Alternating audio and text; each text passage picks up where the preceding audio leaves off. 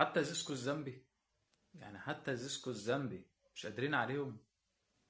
والله بجد يعني حال الزمالك بقى يصعب على كل الناس، والله العظيم يعني. نادي الزمالك بجد في انحدار، في انحدار، وده واضح. وعلى فكرة يعني ده مش كلام، عشان بس ايه محدش يقعد يقول ده كلام الناس اللي هي مشجعين نادي الزمالك وكباتن نادي الزمالك، كلهم بيقولوا كده. والله يعني اللي انا شفته امبارح قدام زيسكو الزامبي بجد، بجد لا حاجة صعبة جدا، حاجة اعتقد صعبة جدا جدا جدا. نادي الزمالك يعني الموسم ده هيبقى صعب جدا بالنسبة له، ولكن انا شايف النتيجة كويسة. يعني النتيجة كويسة. ليه كويسة؟ لان انت بالحال دوت تمام اوي كده، تمام اوي ان انت كسبت 3 نقط غاليين جدا، يعني 3 نقط كويسين جدا. عندك كايزر تشيبس، وعندك النادي المصري البورسعيدي، فرقتين تقال جدا. فرقتين تقال، كل فرقة عايزة يعني تروح بعيد في البطولة. ف لا الموضوع كان هيبقى صعب جدا لو الزمالك اتعادل او خسر الماتش دوت، ماتش زيسكو.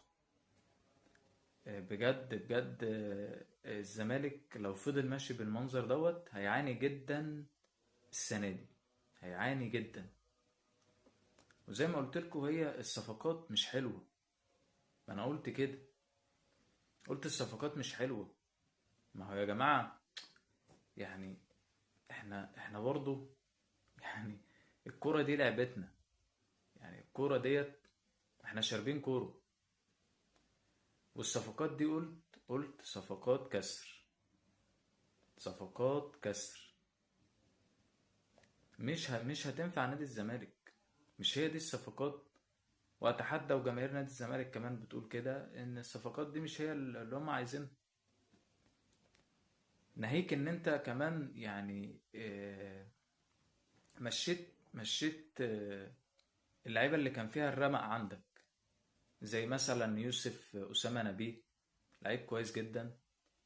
مشيت سيد عبد الله نيمار، لعيب كويس جدا. مشيت يوسف اوباما. شوف يعني شوف كام لعيب. وزيزو طبعا، يعني ده عمود الفرقه. يعني وعايز اقول لكم اللعيبه دي كانت مؤثره جدا معاك، يعني اللعيبه دي كانت مؤثره جدا بخلاف زيزو. عندك سيد عبد الله نيمار ويوسف نبيه، يوسف اسامه نبيه، و آه، سيد عبد الله نيمار قلنا، ويوسف اسامه نبيه، ويوسف اوباما. كان احسن لعيبه عندك ومشيتهم. اصل الجماهير هجمتهم فيلا مشيهم. هو في اداره كده يا جماعه؟ هو في اداره كده؟ حتى مصطفى شلبي مشيته، يعني حتى مصطفى شلبي مشيته. ومصطفى شلبي ما كانش وحش على فكره، مصطفى شلبي كان كويس. هو بس لعيب مزاجي شويه. ولكن انت ما عندكش حد، فانا ما عنديش حد، يبقى خلي اللي موجود.